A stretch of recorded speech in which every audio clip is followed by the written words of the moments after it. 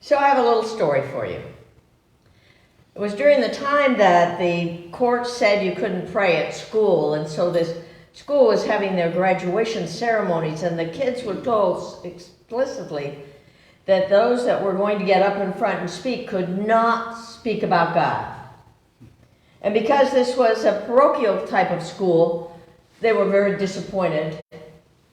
But yet the children realized that that was what they were being asked to do, so they each got up and they said their little talks, and there were 4 of them, and by the time the 5th person came up, the young boy, he stood there, and he just looked around the room. It took quite a while. They're going, what is he going to say? And all of a sudden, out of him comes this big sneeze. Achoo! And the whole class stood up and said, God bless you. They got it in. So are you willing to invoke God's blessing for you today? Yes. Good. Are you willing to commit to transformation? Yes. I am. I had so much fun doing this talk. Are you open to something new? Yes. A couple of you, good. The rest of you, hang in there. Lean into the person next to you if they said yes. If not, we'll pray for you. Not you. Yeah, not you. Are you open to greater possibilities? Yes. Yes. I am. Transformation means to change form. To change the nature and the character of something. Anything. Transformation. This is the time of the year when all of nature is in transformation. Rick just came home yesterday with pictures of, he went for a bike ride at the river, and the wildflowers, just amazing. Transformation. Each one of us is a unique expression of human nature. So the same that's happening out there with all the buds and the flowers is what is equally happening within us and around us. Yes? Yes. Okay. And when I think of transformation, I think of the toys and I think of the movies Transformers. I have to tell you, I love those things. I love the tiny toys that look like just a car or maybe a robot, and then you press the button and whoop, transformation takes place. Or the Transformers. It is amazing to me that it becomes was from the inside of that thing that looked like it really was just a regular car or a regular robot or whatever. And that new and larger form of that thing, that presence, appears instantly. The original form no longer exists. Let's think about that for a minute. The transformation takes place, not outside, but from the inside. The transformation takes place from the inside. The transformer always has within it at its very core that is greater. Do you see where I'm going? Yeah? Good students of truth? Great. Just as in the nature has within the seed, in the seed is its time and its place of possibility. It's inside it. Within each one of us is our seed of transformation, our seed of power, greater yet to be experienced. Yes? Yes. Yeah. It's our time of transformation equally as it is nature's. I don't know if any of you remember this, but this is one of my favorite toys because it's colorful and it's beautiful, and just as it is, it's really nice, isn't it? Do you ever remember this? It transforms.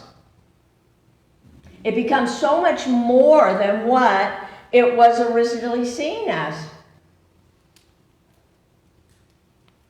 Did you know that? I think it's so cool. Anything that changes, that can move into another expression or experience, to me is just awesome. You are awesome. I am awesome. We have the same ability within us to transform, to shift, to change. We have to move this out of the way. I think all you have to do is squeeze it back down again. There it goes. It's magic. Life is magic.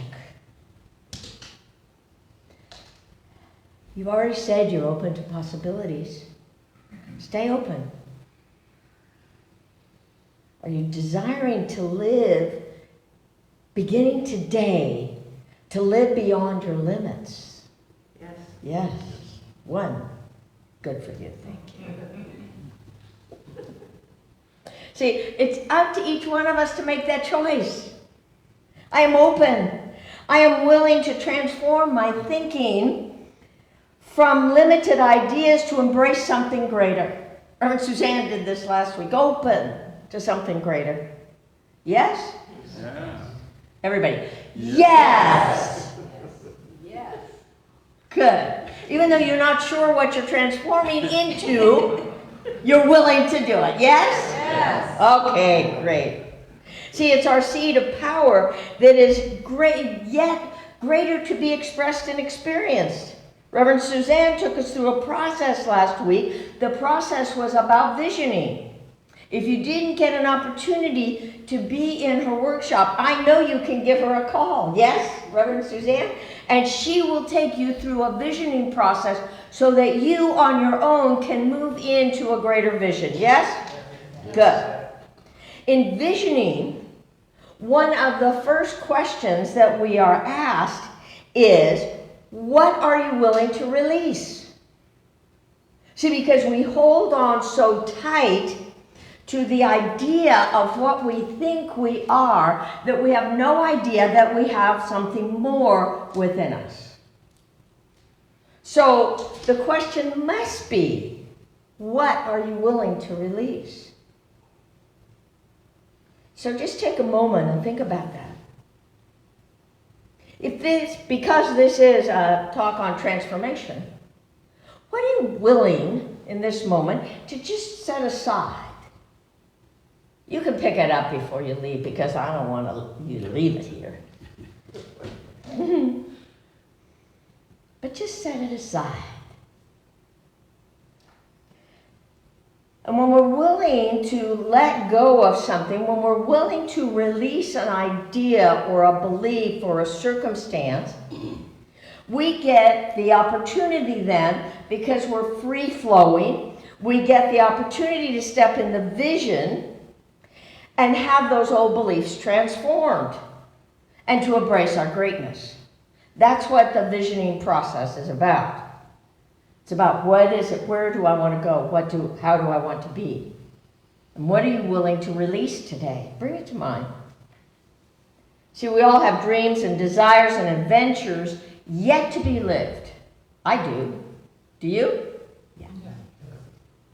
However, many of us dwell on the negative and wonder why nothing positive is happening. Anybody ever done that? I have. One of the biggest things for me, in Reverend Suzanne's talk last week, was when I saw this.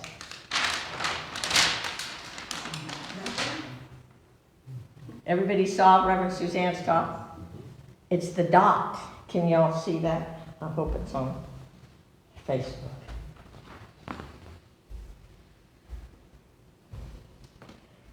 All of a sudden, as I watched this, I watched it yesterday, I saw that even though the instructor had asked, write something about this, but what I saw was the bigness of the white sheet immediately. The bigness of the possibilities. When our minds are on the beliefs, on the dot, we forget that we're filled with possibilities. The dot represents our limitations, our worries, our upsets, our fears. I don't know about you, but I've focused a lot on the dot in my past. The white part is the infinite possibilities. Now, I want you to see this morning in perspective to who you are. We say God is everywhere present. The white sheet is the presence of God in your life, and yet we have our nose stuck on the dot. Anybody? When I do this with a class, but I've never seen it quite so clearly, maybe because I was watching Reverend Suzanne and it was really great. Normally I put my nose to the dot. I'm not going to do it today. The white part is infinite possibilities in your life. Victories. Transformation. Beyond the limitation of that dot. Now that dot is our anger, it's our upset, it's our whatever's going on in our life. And it's like, this is where our faith comes in. Wait a second. Yeah, I have this dot. And some of you might be saying, Reverend Maggie, I have about 5 dots. Anybody? 5 dots? Yes, but even if I put 5 dots on here, there's so much more of the white. There's so much more of the possibilities. There's so much more of God in your life. In Timothy 2, it says, God has not given us a spirit of fear, but of power and of love and of sound mind, meaning a mind of discipline or self-control. God didn't give us this. This is where our attention is. God gave us all of this. So much more.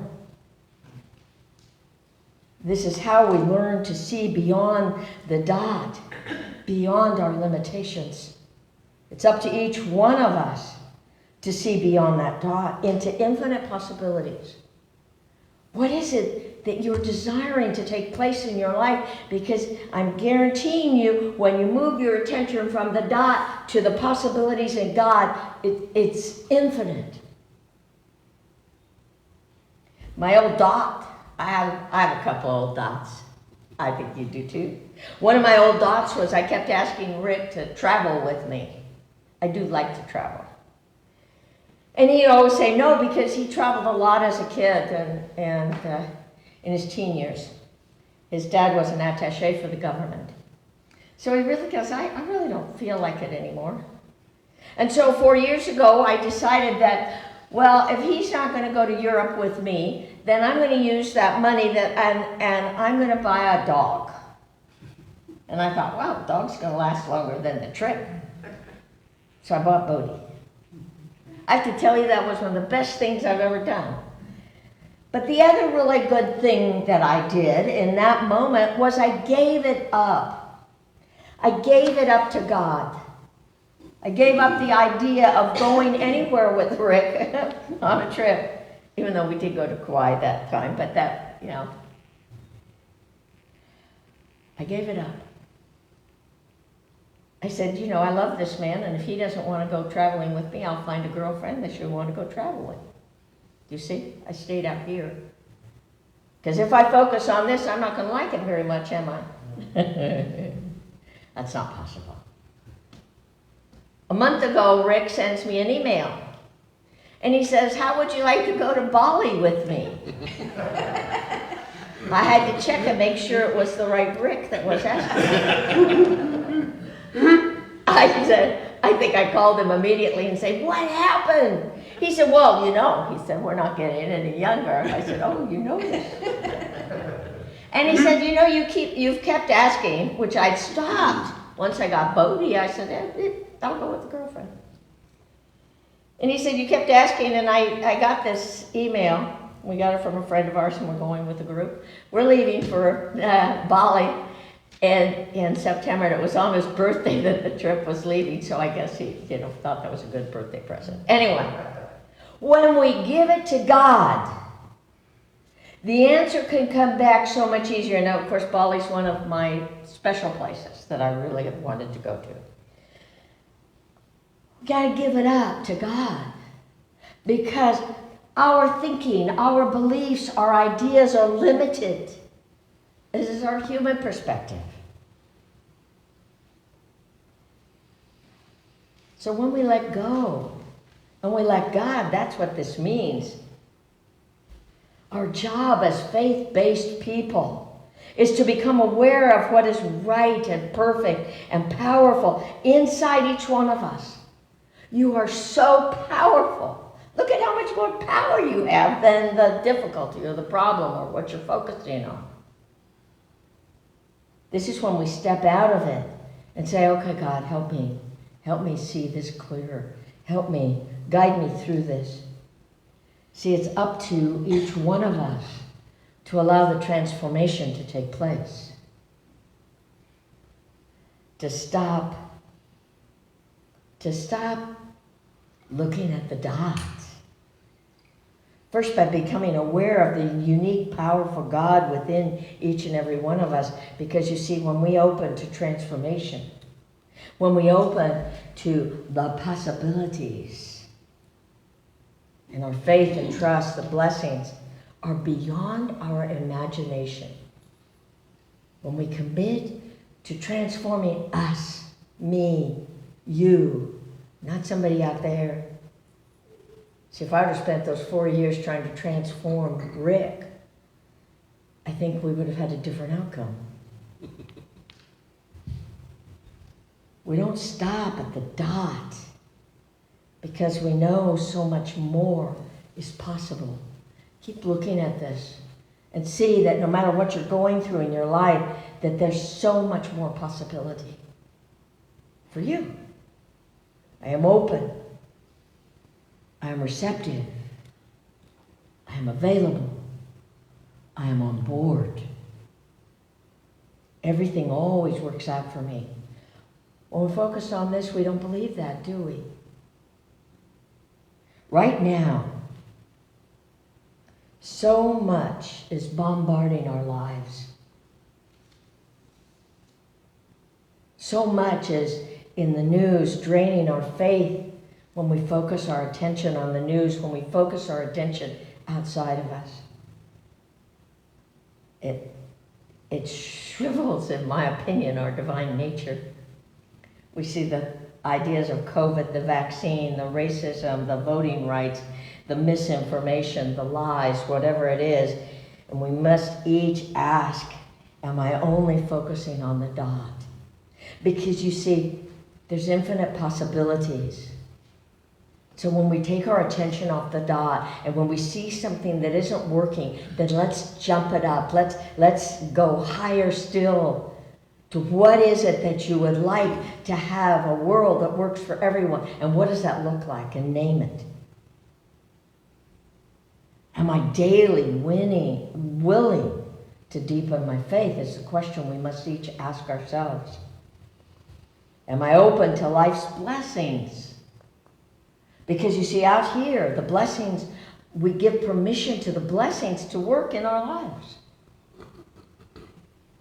Ernest Holmes, our founder, says, I cleanse the windows of my mind that it may become a mirror reflecting inspiration from the most on high.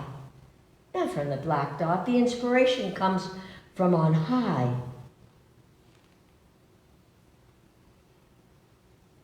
So I know I've told you this story before, but I'll tell you the story. When we cleanse the windows of our mind, it's the story of this woman who, she's standing in her kitchen, the new neighbors had just moved in, and the new neighbor is hanging clothes on her clothesline. And the woman stands there looking out her window saying, boy, this lady just doesn't know how to wash clothes. They're so dirty.